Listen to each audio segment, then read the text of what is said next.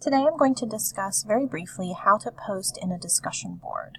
For example, in Unit 2, the second skills assessment is a discussion board assignment. So if you click on the Unit 2 folder in Blackboard and you scroll through the material, you will see Skills Assessment 2, Making Inferences. It is a discussion board. It is available on June 4th, so if you try to look at this before then, you won't be able to see the discussion board.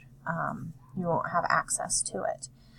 However, on June 4th, you will be able to see it, and there are a couple of ways that you can get into it.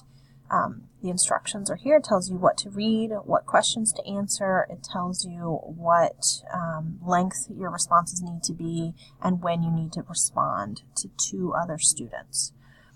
In order to actually post, you click this link right here, Skills Assessment 2, and it will take you to the forum.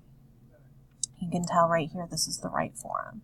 In order to post, you will create a thread, then put in the subject line, whatever it might be, and you can type your information right here. If you've typed your answer already in a Word document, you may copy and then paste in the material here.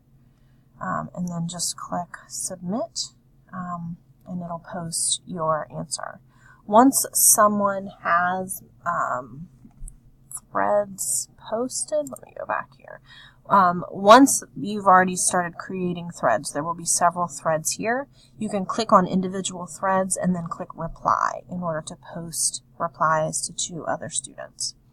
If for some reason the link in the Unit 2 folder for discussion board is not working, you can come over here and go to discussion board, and then you can see the discussion board from here as well, and you could click here. Again, you aren't going to see anything because it's not available yet, but after June 4th, you should be able to access it this way as well. Please don't hesitate to let me know if you have any questions.